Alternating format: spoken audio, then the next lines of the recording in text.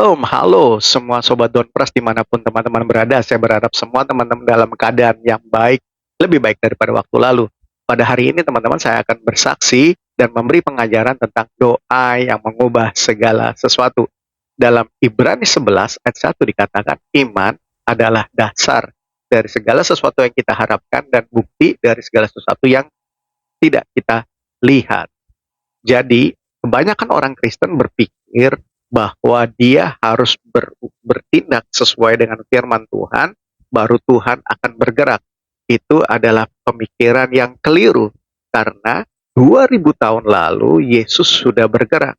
Yesus berkata di kayu salib, sudah selesai. Artinya, semua janji firman Tuhan itu berhak kita alami di dunia ini dan Tuhan sudah mengerjakannya. Puji Tuhan.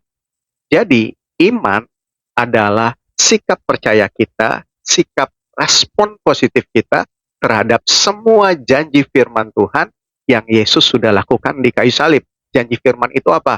Kesehatan, finansial, rumah tangga, masa depan yang baik, dan semua yang indah yang Tuhan sudah sediakan buat anak-anaknya. Sekali lagi, puji nama Yesus Kristus. Nah, jadi iman adalah sebuah jembatan untuk membuat apa yang kita percayai yang belum kelihatan menjadi kelihatan dengan kita melakukan sesuai dengan apa yang Tuhan katakan atau apa yang Tuhan sudah lakukan di kayu salib. Jadi iman itu adalah sesuatu yang bisa kita lakukan setiap hari dan iman adalah sebuah hal untuk membuat kita dapat menerima janji firman Tuhan. Saya berharap semua teman-teman dapat mengerti hal ini. Jadi waktu di Belanda itu saya mempunyai komunitas sel terdiri dari 50% orang yang menerima beasiswa dan 50% lagi anak jalanan. Kebanyakan orang bertanya gimana kamu cara menggabungkannya. Saya selalu berkata saya menggunakan hati dan mata Yesus untuk dapat melihat potensi mereka masing-masing. Jadi saya tidak melihat kegagalan waktu lalu menjadi satu halangan untuk membuat karya Tuhan nyata dalam kehidupan mereka. Jadi ada satu anak tuh teman-teman yang selalu membuat kami resah dengan pertanyaan-pertanyaannya. Seperti ketika kita sedang membahas kisah para rasul, di mana kuasa Roh Kudus turun, dia akan berkata, Don, itu kan zaman dulu, mana mungkin terjadi zaman sekarang. Sampai akhirnya ketika dia selalu membuat pertanyaan-pertanyaan dan sikapnya yang rasanya ingin membuktikan benarkah ada kuasa Tuhan di zaman sekarang ini, saya akhirnya berkata, bro, nanti kamu akan ditemui dan ngalami jamahan Tuhan secara langsung di kamarmu. Dan saya ingat, 2 minggu setelah itu, saya ditelepon dia dalam keadaan sepertinya dia menyesal akan pernyataannya karena sungguh dia ditemui Yesus di kamarnya. Luar biasa ya, seorang anak jalanan yang selalu berurusan dengan polisi karena masa lalunya penuh dengan tindakan vandalisme, kriminal, dan hal-hal yang mencangkup dengan narkoba. Kemudian dia lari ke Belanda ini untuk menyelamatkan diri lah, kurang lebih seperti itu. Jadi saat itu saya berkata sama teman-teman saya bahwa kuasa Tuhan itu bekerja dengan luar biasa dalam diri kita ketika kita membuka hati kita untuk menerima jamahan Tuhan. Nah, coba saudara bayangkan, 50% dari komunitas sel saya itu bukan orang yang serius. Jadi ketika kalau berkumpul, ada hal-hal yang kadang-kadang unik. Jadi mungkin komunitas sel lainnya memulai dengan icebreaker, dengan pujian penyembahan, kemudian sharing firman, kemudian berinteraksi dengan satu sama lain, dan akhirnya mendoakan. Nah, kalau yang terjadi dalam awal-awal komunitas sel saya, karena mereka 50%-nya belum mengenal Yesus secara sungguh-sungguh atau belum mengalami jamahan Tuhan, jadi S1-nya mereka kebanyakan mereka merokok di luar sambil ngomong-ngomong. Dan apa tindakan saya? Saya berkata bahwa Tuhan Yesus itu real dan nyata. Dia menjamah saya dalam keadaan yang di luar pemikiran atau bahkan di luar orang-orang yang sering bergereja, oh caranya mesti begini-begini, tetapi tidak. Tuhan Yesus itu punya banyak cara untuk menjamah seseorang. Saya ingat jadi ketika mereka mulai mengerti tentang jamahan Tuhan, kenapa? Karena mereka mengalami langsung kasih Tuhan dalam kehidupan mereka. Nanti saya juga akan bersaksi di video-video berikutnya bagaimana mereka satu persatu mengalami jamahan Yesus Kristus. Karena buat saya, sebagai pemimpin sel, saya sangat terberkati dengan kesaksian hidup mereka. Dan saya punya prinsip, teman-teman, bahwa siapapun itu, latar belakang apapun, ketika dia bercerita tentang Yesus, saya selalu membuka hati saya supaya Tuhan juga berbicara untuk hidup saya. Nah, saya ingat itu, jadi Coki itu sangat Badung banget lah istilahnya kalau di Jakarta. Sampai di akhirnya dia ke Belanda. Nah, setelah dia bilang, Don, bener Don, gue ditemui Tuhan di samping gue ketika gue nggak tahu, gue pagi-pagi. Saya bilang, wah luar biasa Cok, luar biasa. Tuhan itu Immanuel, Tuhan bekerja melalui siapapun yang membuka hatinya, dan Tuhan ini spesial buat lo. Ya, saya terkagum-kagum dan saya bertanya-tanya apa yang akan terjadi the next untuk kehidupan anak ini, karena kehidupan ini, anak ini benar-benar uh, masa lalunya masa lalu yang kelam. Jadi saya ingat waktu itu, teman-teman, jadi ketika setelah pertemuan itu dia mulai rajin untuk ikut komunitas sel, tentu dengan bukan dengan pertanyaan-pertanyaan yang sepertinya ingin mencoba apakah Tuhan itu ada, apakah Yesus itu buat zaman dulu atau benar-benar sekarang ya. Jadi dia udah nggak pakai bertanya seperti itu lagi. Nah, saya ingat waktu saya mau antar dia, jadi waktu itu dia tinggal di Heerenveen, di Leeuwarden atau Heerenveen, 3 jam dari tempat stasiun untuk meneruskan perjalanan dengan kereta api. Nah, setelah itu, sebelum itu suatu saat dia bilang gini, Don, badan gue kok nggak enak ya, tapi gue kayaknya lemes banget ya, lemes banget. Oke, nggak apa-apa, gue bawa ke UGD dulu. Nah, ke UGD rumah sakit di Belanda sini. Nah, ketika saya bawa ke rumah sakit di Belanda itu, nah, saya lihat dokternya tuh kayak mandang saya aneh dan bertanya, apakah kamu saudara dengan anak ini? Saya bilang, ya, saya saudara dalam Kristus. Saya pemimpin rohaninya dia. Tapi dokter itu seperti kayak, saya butuh family yang benar, karena saya mau menceritakan kejadian apa yang terjadi dalam dirinya, karena ini masih dalam diagnosa saya, tapi saya asumsi saya 90% kepada mengarah kepada penyakit yang harus saya bicarakan dengan familinya. Nah, saya itu benar-benar nggak kepikiran apa yang dimaksud dokter. Saya pikir, oh dia mungkin punya jantung, dia punya apa ya, oke. Saya bilang sama Coki, Cok, gue berdoa buat lo bahwa Tuhan dalam perjalanan lo pulang ke Heerenveen ini semua oke ya. Yes, dia oke bilang. Nah, 2 minggu setelah saya antar Coki itu ke stasiun kereta api, tiba-tiba saya mendapat telepon dari kakaknya, kakak laki-laki atau kakak iparnya. Kakak iparnya tuh Belanda. Dia bilang, Coki masuk rumah sakit dalam keadaan yang sangat parah. Oh, kenapa ya? Ya, Coki mengalami sakit HIV dan TBC yang sangat kronis. Mungkin dia tidak akan bertahan lama, hidupnya akan singkat. Wah, saya terdiam. Saya langsung berkomunikasi dengan Tuhan melalui hati saya. Saya berkata begini, Tuhan, beberapa waktu lalu baru engkau menjamah Coki di kamarnya. Ini ada apa lagi Tuhan? Terus saya berkata sama kakaknya, saya berkata begini, saya akan berdoa dan saya akan datang ke Heerenveen untuk menjumpai Coki dan berdoa untuk dia. Karena itu perjalanan jauh, dan waktu itu saya harus perlu seorang teman yang menemani saya, jadi saya langsung komunikasi sama teman saya di komunitas sel saya itu. Saya bilang, bro, yuk kita ke Heerenveen, kita mau berdoa buat Coki. Nah, saya ingat sekali begini teman-teman, luar biasa bahwa Tuhan itu menjamah hidup Coki sebelum dia mengalami sakit yang menurut dunia kedokteran itu sangat kronis dan sulit untuk disembuhkan gitu. Jadi ketika itu saya ingat waktu sebelum saya ke sana, karena kakaknya berkata, Coki bukan Coki yang dulu yang kita kenal dengan yang suka ketawa, dia sekarang udah terbaring lemah. Nah, saya ingat tuh, sebelum saya berangkat, saya kan mandi dulu. Nah, sebelum saya mandi itu saya berdoa, saya minta kekuatan dari Tuhan, saya minta damai sejahteranya, teman-teman. Saya minta damai sejahteranya untuk dapat menemui teman saya dalam keadaan tidak menangis karena kakaknya aja berkata seperti itu. Jadi saya lagi menyembah Tuhan dalam shower nih, shower airnya. Tuhan, saya berkata, Tuhan, dia seumuran sama saya, Tuhan.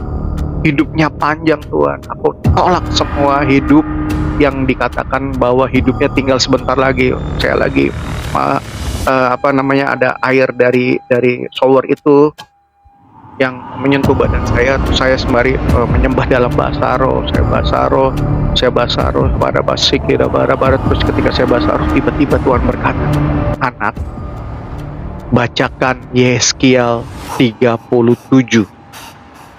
Maksudmu itu doamu, bacakan saja. Wow, saya terus terang terkesima karena nih Tuhan bekerja dengan cara yang lain. Biasanya dia langsung berkata tentang kamu doakan seperti ini, tapi dia sekarang berbicara tentang firman Tuhan. Nah, ketika saya baca Yeskiel 37, nah, itu bicara tentang tulang-tulang. Saya tuh belum mengerti. Sementara saya harus sudah sebentar lagi dijemput teman saya kan, kita bertiga mau kamar rumah sakit tersebut. Ya sudah, saya tuh dalam mobil teman-teman. Saya bilang sama saudara-saudara, sorry saya nggak banyak bicara. Saya akan berdoa karena saya sudah dapat suara Tuhan. Saya berdoa pada masih itu perjalanannya dari tempat kami ke Heerenveen itu membutuhkan 3 jam. Jadi dalam perjalanan itu saya bahasa roh tuh saya ajak ngomong, tapi saya udah bilang sama teman-teman kalau saya diem bukan berarti saya tidak mau diajak ngomong, tetapi saya lagi berkomunikasi dengan Tuhan. Jadi bahasa roh itu adalah bahasa yang hanya dimengerti oleh Bapa kita. Dan satu hal lagi yang semua orang mungkin tidak dapat menangkap ini, bahwa kita dapat menginterpretasikannya, bukan menerjemahkannya. Menginterpretasikan bahasa roh, bukan menerjemahkannya per kalimat kayak misalnya kara bara bara bara. Terus kita terjemahkan, nggak seperti itu. Biasanya kara bara bara bara bara. Terus Tuhan menaruh interpretasi dalam hati saya, dia berkata seperti ini, misalnya kasih Allah beserta engkau, kamu aku sertai dengan kuat kuasaku, seperti itu teman-teman. Nah, jadi ketika dalam perjalanan itu mampir ke rumahnya dahulu, saya ketemu kakaknya tuh. Kakaknya rambutnya panjang, juga orang Indonesia tapi menikah sama orang Belanda ya. Dia sudah menunggu kami, dan ketika dia melihat saya, kalian mau ngapain? Dia ngomong gitu. Kita mau berdoa, Bang. Cok itu dari Sumatera Utara ya, dari Medan, Batak. Ya, tapi itu kalian tuh kesana tau nggak? Kalian harus pakai masker loh, karena itu ruangannya steril. Kalian mau berdoanya kayak gimana? Langsung aku bilang begini sama abangnya ya, Bang Erik namanya. Bang, saya percaya bahwa Tuhan beserta Coki, dan saya mau berdoa untuk anak ini. Dan ketika dia ngelihat saya, dia bilang, Coki itu bandel dulunya. Mungkin ini hukuman Tuhan atas hidupnya. Terus saya langsung berkata tentang ketidakbenaran ini, pernyataan ini nggak benar. Saya berkata, Tuhan punya jalan, dan masa depan Coki adalah masa depan yang baik, Bang. Saya ngomong gitu. Ya udah, kita makan dulu. Nah, sebelum makan, kita berdoa, dan saya dapat peneguhan bahwa anak, jangan takut. Lakukan apa yang sudah aku kasih tahu tadi tentang Yeskiel 37. Oke. Saya langsung bilang, Tuhan, tapi pakai masker. Nggak apa-apa. Kamu akan datang ke sana, akan baik-baik aja. Oke, saya berusaha untuk, saya bilang sama diri saya nggak akan nangis di depan Coki. Karena bayangan saya bahwa dia nih orangnya lucu, suka ketawa buat kita. Kadang-kadang pertanyaannya unik, ya kan, suka bercanda. Nah, dia sekarang terbaring lemah di kamar rumah sakit itu. Ya udah, setelah sampai di rumah sakit, saya berdoa tetap dengan menggunakan bahasa roh saya. Terus ketika ada di depan, saya pakai masker, saya ajak teman saya berdua nih di situ. Ketika saya membuka Alkitab saya, teman-teman, ini yang terjadi. Terjadinya adalah sangat luar biasa apa yang Tuhan buat. Tunggu teman-teman, saya minum dulu. Jadi, Tuhan bilang kan sama saya, buka Yeskiel 37. Nah, ketika saya buka Yeskiel 37, tunggu, saya ambil ayatnya supaya saya bisa membacakannya di depan teman-teman. Nah, dalam Yehezkiel 37 ini, saya akan bacakan apa yang Tuhan maksud ya. Kebangkitan Israel. Lalu kekuasaan Tuhan meliputi aku dan dia membawa aku keluar dengan perantara rohnya dan menempatkan aku di tengah-tengah lembah. Dan lembah ini penuh dengan tulang-tulang. Ia membawa aku melihat tulang-tulang itu berkeliling-keliling dan sungguh amat banyak bertaburan di lembah itu. Lihat, tulang-tulang itu amat kering. Lalu ia berfirman kepadaku, hai anak manusia, dapatkah tulang-tulang ini dihidupkan kembali? Aku menjawab, ya Tuhan Allah, engkaulah yang mengetahui. Lalu firman-Nya berkata kepadaku, bernubuatlah mengenai tulang-tulang ini dan katakan kepadanya, hai tulang-tulang yang kering, dengarlah firman Tuhan.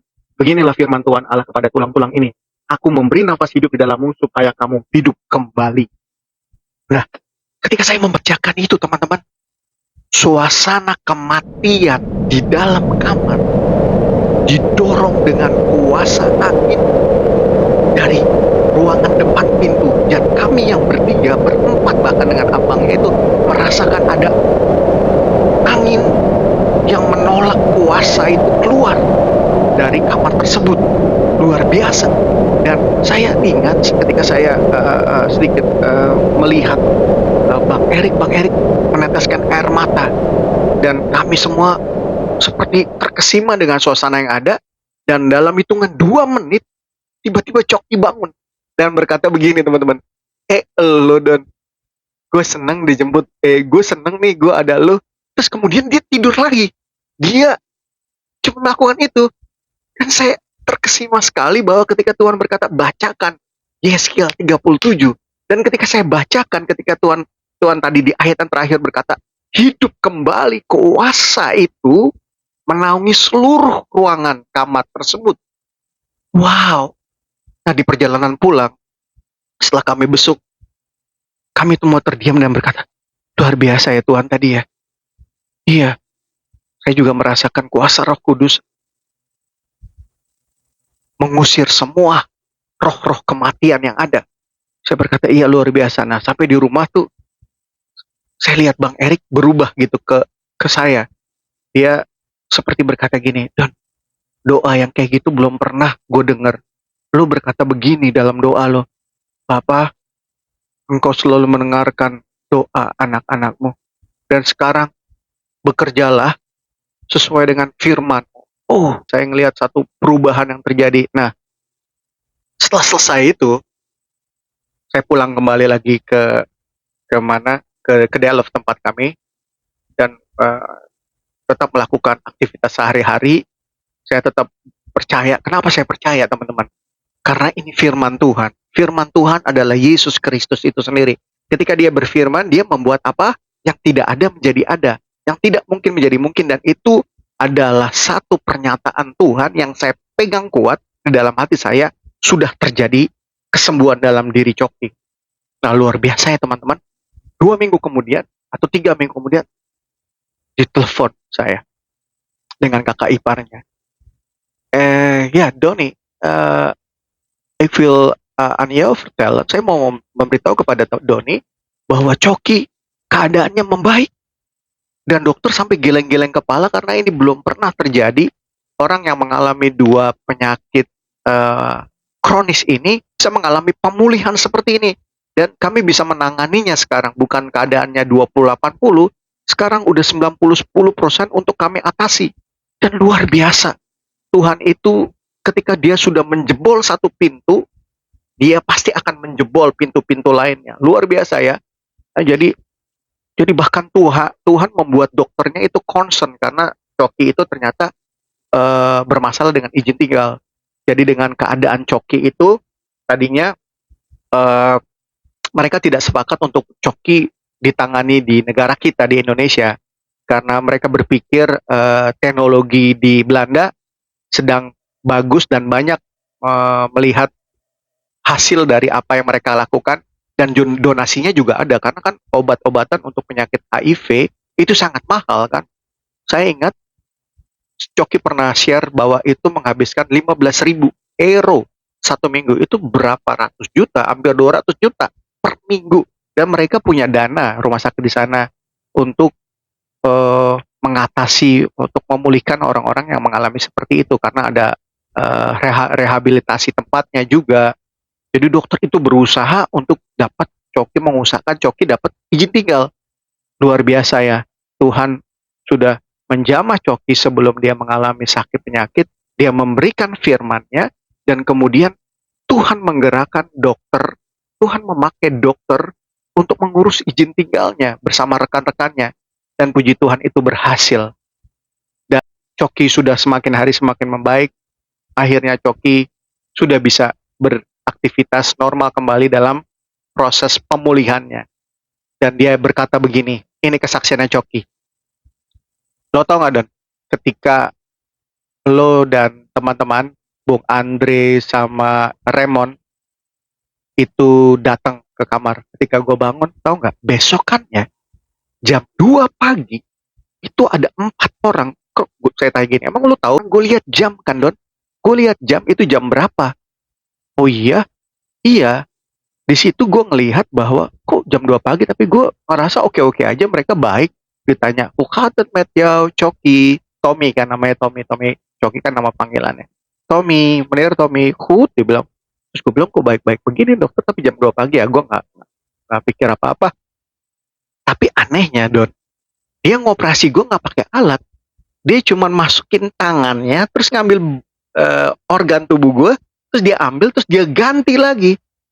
Gue kan kaget, mata gue kan terbuka nih, gue ngeliat secara bener. Jadi organ-organ gue itu diambil cuma dipakai tangan gitu, terus dimasukin lagi yang baru. Abis itu udah, sekarang kamu boleh tidur. Terus gue tidur. Nah besokannya gue cerita, dok, sama dokter yang ngecek dia setiap pagi gitu, sama susternya. Suster, tolong panggilin dokter ya, nanti dia datang. Dokter datang, dia bilang, dok, kemarin ngoperasi diem-diem aja. Enggak, kita nggak ngoperasi. Ah iya, kamu ngoperasi.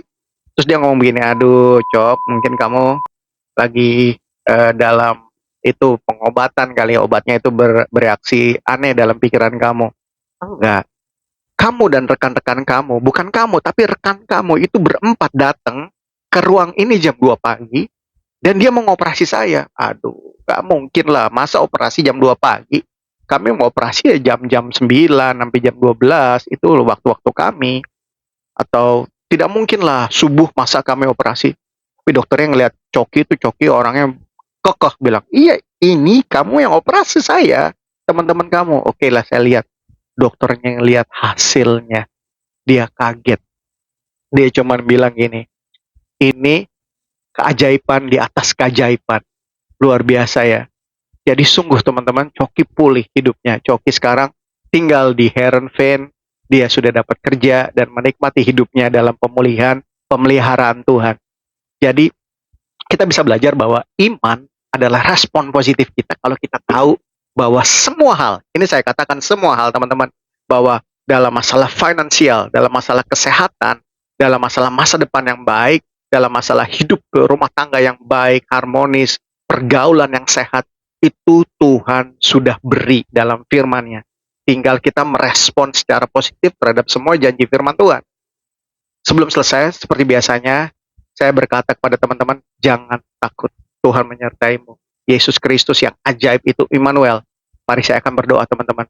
Tuhan terima kasih buat kesaksian dan pengajaran ini. Kami percaya, sungguh kami mengucap syukur, Engkau telah melakukannya buat kami.